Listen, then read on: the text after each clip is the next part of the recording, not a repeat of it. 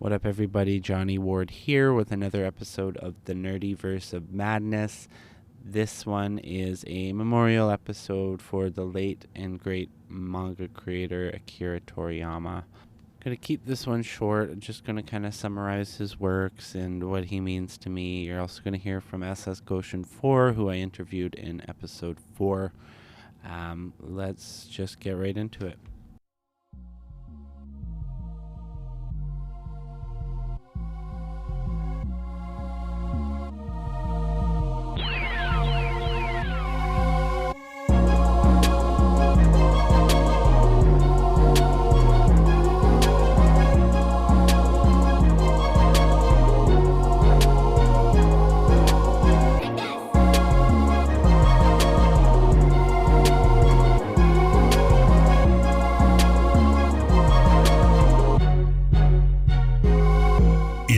In nerddom is at an all-time high. Where once we hid in our parents' basements, everyone is stepping out into the light and embracing fandoms with a newfound vigor. One man hopes to gather and speak with them all. This is the place where all fans can come and discuss the things they love, the things they hate, and maybe, just maybe, discover something new to devote all their time to. Welcome to the Nerd Podcast to rule them all. Prepare to fall into the Nerdyverse of Madness.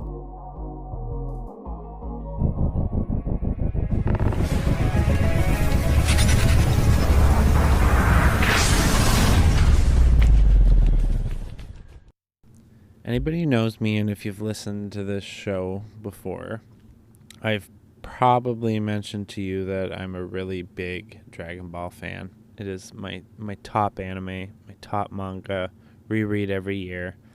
When I woke up and I heard that Akira Toriyama had passed, I was really disappointed. And then I started scrolling through social media, and I kept seeing videos and so many reels. The outreach was just so overwhelming, and I mean, how could it not? I mean, so many people love Dragon Ball and Dragon Ball Z, GT, Super, all of it.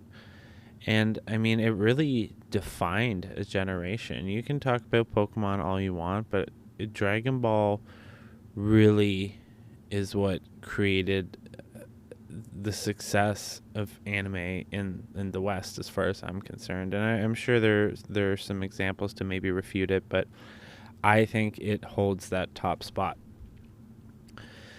And it just means so much to me. And everyone talks about Dragon Ball, but Akira Toriyama created so much amazing things. It was a sad day, to say the least. But the one that moved me the most was SS Goshen 4's announcement, and I really felt for her. She was really hurting, and if you love Dragon Ball, you should definitely go check out my interview with her, which I believe is episode 4. That was a really fun one. Just talked about Dragon Ball for an hour. It was great, and her video was so moving, and I asked for her permission to post the audio of it, so I'm going to post that now. Here it is. Guys, it's a really sad day for Dragon Ball fans and anime fans in general. Sad to find out that Akira Toriyama passed away when we just found out the news. I'm just in complete shock. I really am in shock. Like, I don't know how to feel. He was still so young. And all I can say is thank you, Akira Toriyama, for creating one of the most iconic anime series, or just, honestly, series in general, of all time, that has shaped the lives of many people. Obviously, mine and many, many others. It really means so much to all of us. I don't even know what to say. I don't know, like, the right words to say at the moment. I really can't gather my thoughts or emotions, but such a really like shocking moment. I just never thought this would happen, really, or not now. Rest in peace, Akira Toriyama. We love you. Thank you for your work, for your storytelling, for creating this amazing universe and characters. You will be truly missed. And I just send all my prayers to his family, his loved ones, and everyone who is hurting and feeling this pain right now. Rest in peace to the greatest of all time, Akira Toriyama. I just felt so bad, and that was kind of the video that sent me over the edge. Just I love all my guests, but when it came to a Dragon Ball episode, she was the one I requested, and I connect with all my guests, and I was just hurting, and it was sad to see her so upset because I mean, her love for Dragon Ball definitely surpasses 8,000. She's definitely on a higher tier than I am for sure. But it isn't a competition, and so many people, like I've probably said 4 or 5 times, were really affected by it. Now, I'm going to give you a quick little history of his works and his life. I'll try and do it justice. I mean, there's probably people putting out video or episodes or videos and content that are way more informative of mine, but it's important to me, and I love my listeners, so I hope you enjoy it. Akira Toriyama was born in the town of Kiyosu, Aichi Prefecture, Japan, on April 5th, 1955. From a really young age, he was really drawn towards illustrating and drawing pictures of animals and stuff like that, but it was actually seeing 101 Dalmatians that really propelled him into the world of illustration. He's just, he said before that he was really blown away by it. And then as he moved on into elementary school, he began seeing manga collections, and he went to a friend's house that had a television set, which was something hard to come by at that time, and he saw Astro Boy, and that really grew his interest in manga. And, at the time, no TVs, him and his classmates just kind of naturally gravitated towards drawing animes and mangas as their form of entertainment. And out of all of his friends, he kind of exceeded them or surpassed them in skill level. He just had that natural talent for it. Something that I thought was really cool that I read about was that he kind of moved away from anime and manga for a bit, and he got really absorbed in otakatsu. I believe I'm pronouncing that right, which is content I love. He loves Ultraman loved Ultraman and Gamera, which are two franchises that I was absolutely obsessed about. I'm going to be posting some pictures of my kaiju collection at some point soon, and I just love that medium, and it was really interesting for me to find out that he did as well, which makes perfect sense because Gamera actually does make an appearance in Dragon Ball. He went to a creative arts school, but he didn't really take school seriously. He said he preferred goofing off with friends and stuff, which isn't surprising when you look at the kind of manga he ended up creating. But once high school was said and done, he didn't go into further education, much to his parents' dismay. And I mean, for secondary education is extremely important in the culture of Japan nowadays. So I can only imagine that in the mid to late 60s, it was also the same. After high school, he went directly into the workforce and worked as an illustrator for an advertising agency. Worked there for about 3 years, but it just wasn't all that easy for him because he liked to come in late, something that I can relate to, despite being really good at the actual job itself. And then he quit, as all the great artists do, to kind of pursue their own thing. He was 23 at the time when he quit his job, and he needed money. He entered a submission contest in Weekly Shonen magazine, which he picked up at a coffee shop, and the boat had sailed on that. But in Weekly Shonen Jump, they accepted submissions for a newcomer every single month, and his future editor Kazuhiko Toriyama read and enjoyed his manga, but funny enough, it was not accepted because it was a parody of Star Wars. And I didn't spend a whole lot of time looking for it, but I really want to see if it had ever made itself to print, because I would love to get my hands on that. The thought of my favorite fandom creator creating content parroting my other favorite fandom is something that I absolutely need to get my hands on. I need to see it. I need to read it like now. With Torishima's encouragement, Akira continued to make submissions, which led to Wonder Island, which became his first published work. This was ultimately a flop, as was the second, as was the third, but then he created Tomato the Cutesy Gumshoe with a female lead, and it had a little bit of success with Torishima's encouragement. Toriyama decided to make another female lead character, which led to Dr. Slump. Dr. Slump was serialized from 80 to 84, and it made Toriyama a household name. I know everyone cites Dragon Ball when we talk about Toriyama, but he was actually significantly popular before Dragon Ball came out with Dr. Slump. I'm about halfway through the series, and I'm going to find some time, hopefully this month, to finish it, because I really enjoy Ariale and all her appearances in Dragon Ball, and even that filler episode in Super, I just enjoy so much. She's a really lovable character. If you're not familiar with Dr. Slump, it follows a robot girl named Arale, and her creator, who is surprisingly a perverted professor. The same year, it was adapted into an anime, which also had some great success, which I have not watched. I actually didn't know it had made anime form before I did research for this podcast, but I'm definitely going to check that out.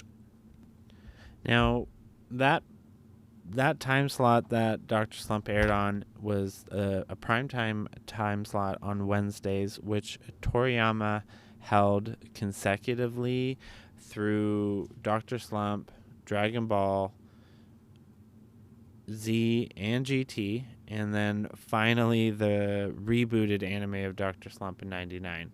By 2008, Dr. Slump had sold over 35 million copies.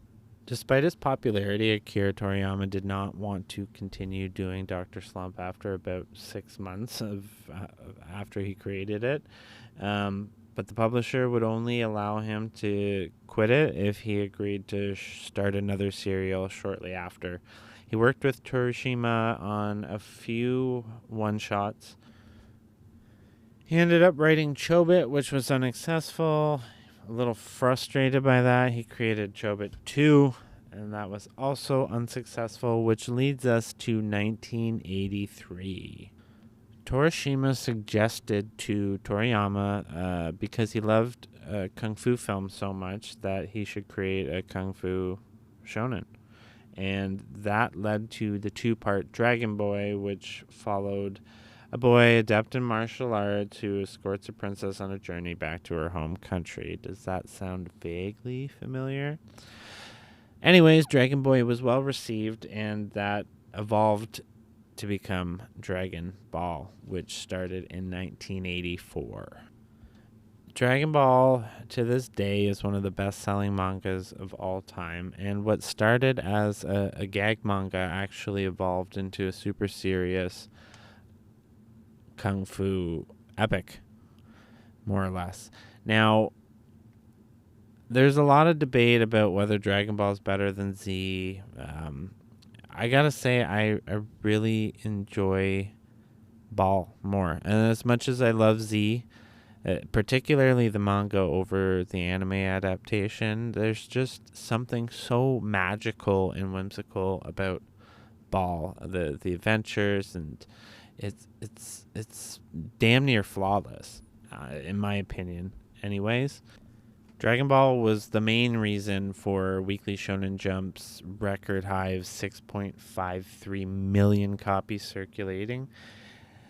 During the 11 years that Toriyama produced Dragon Ball, he created 519 chapters that were collected into 42 volumes. And then we all know that led into the anime adaptations, films, video games, you name it. It absolutely just went hog wild. Not only was it successful in Japan, but it was also successful internationally, and it sold 300 to 350 million copies worldwide. Throughout its publication, he worked on the occasional one-shot here and there. The Elder, Little Mamajiro, Young Master Kinanosuke, Mr. Ho, to name a few. But as outside of the manga world, Toriyama recruited him to work on RPG video games. It started with 1986's Dragon Quest. Now, if you have, I'm assuming American Netflix as well, but on Canadian Netflix, Dragon Quest: The Adventures of Dai just launched. Toriyama had nothing to do with it other than the original artwork for the game that inspired it. I will say that me and my kid watched the first episode, and I think it's going to be really enjoyable. We're going to watch it here and there in between One Piece. It's only 50 episodes long, so it's not that terrible. I'll definitely be covering more on that. But on top of Dragon Quest, Toriyama, I think he worked on every installment of the series until he died. And he also did Chrono Trigger, which is considered by many to be the greatest RPG of all time. I haven't played through it. I've played quite a bit, but it's been a long time. I'm going to play through it. He had nothing to do with Chrono Cross, and I know that one pretty well. And he also did art for Tobal number 1 and 2. In 96 is when Dragon Ball GT debuted. It wasn't based on his manga, obviously. We all know that. He did have quite a bit of involvement in the story elements, and he named the series and designed the Super Saiyan 4. He had quite a few one-shot pieces. Most notably is Sandland, which came out in 2000 and is being adapted into an open-world RPG video game and an anime this year. It's quite a shame that he's not going to be able to. He's not going to be around to kind of see the success of that, because I really believe that this one's going to do well. In 2006, he worked on Cross Epic, which is a crossover between Dragon Ball and One Piece. And he also, in the same year, worked on the art and character design for Blue Dragon, which was for Xbox 360. It's still in the Microsoft Store, which I was kind of surprised about. I think I'm going to purchase that tonight, maybe tomorrow. And I know very little about it. It wasn't well received, but it wasn't original in the RPG world, which I'm kind of okay with. I enjoy a repetitive. I'm not looking for originality in some of my RPGs, so I'm gonna definitely check it out. In 2012, he finally returned to the world of Dragon Ball Z with Battle of Gods, which I watched the following year, and it absolutely blew me away. I was so excited for that, and it was pretty cool because it was.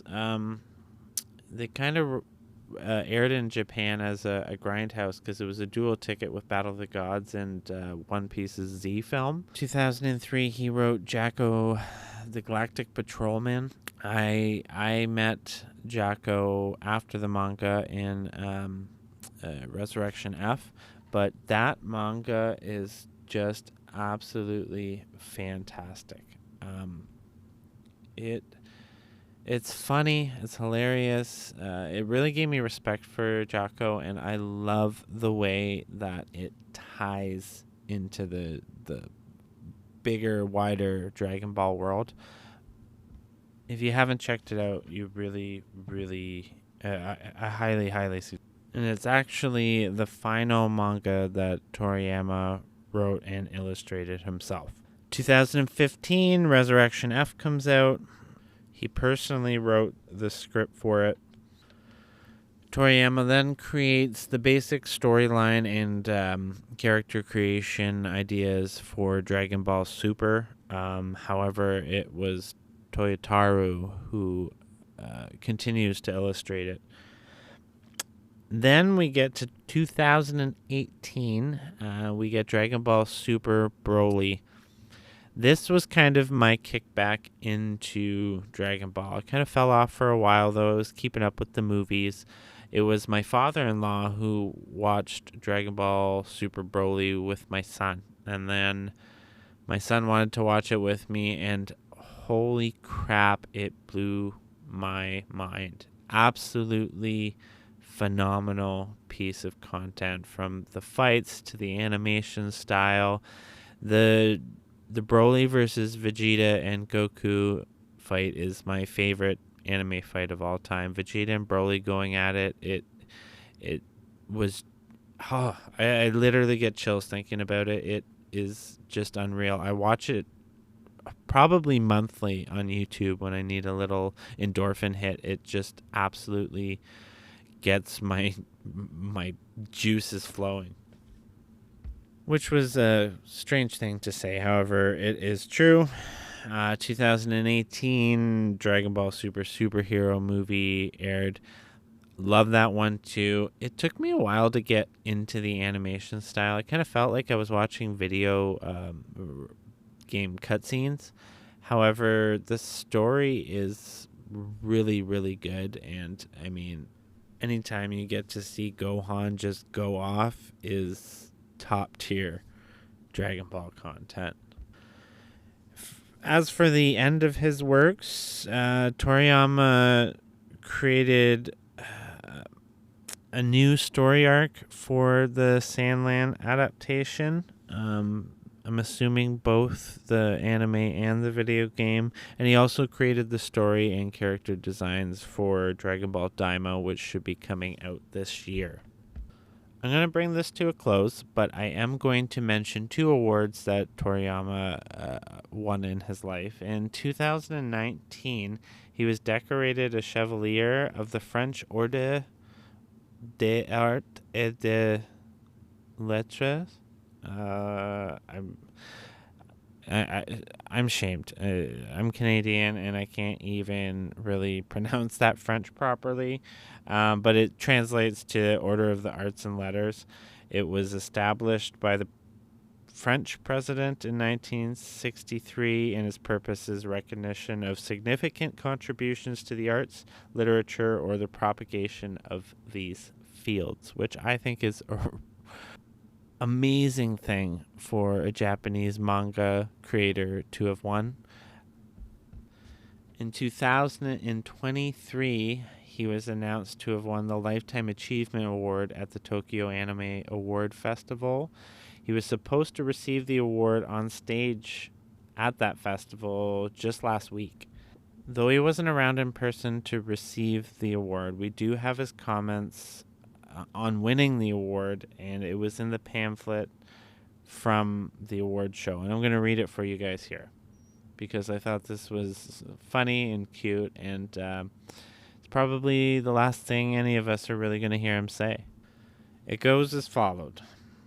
To be honest, I have never had much interest in anime, and even when my work was made into animated format, I feel embarrassed to admit that I did not watch much of it. Apologies to the staff. About 10 years ago, out of the blue, I was asked to revise the script for the Dragon Ball animated film, and I drew some simple designs for the characters and backgrounds. I thought I can leave the difficult parts for the staff. Thus, it is truly embarrassing that I am the recipient of the Tokyo Anime Award Festival's Lifetime Achievement Award. Thank you very much. One of my most unforgettable memories in animation works is when I met the late animator Toyo Ishida for an anime project called Kosuke-sama Rikamaru-sama, which was produced for the Shonen Jump original. This project did not have a manga, so a meeting was held. He was an amiable person, and we quickly bonded, and every time I saw his drawing style, I was moved by his careful and swift touch. I thought, alright, I guess this kind of touch I need to speed up the drawing process and make Dragon Ball look much smoother. The drawing time was reduced to about 2/3 of what it used to be. We influenced each other in many ways, and I think it was a truly fulfilling time. I pray for the repose of Ishida-san's soul. Dragon Ball Daima, which will be rolled out in 2024, was originally planned to be an original anime series without me, but as I gave advice here and there, I ended up getting deeply involved with the project without realizing it. I was not only involved in the overall storyline, but also in the worldview, character design, mechas, and other aspects. I hope you will enjoy watching the series, which I believe is not only intense and action-packed, but also full of plenty of substance.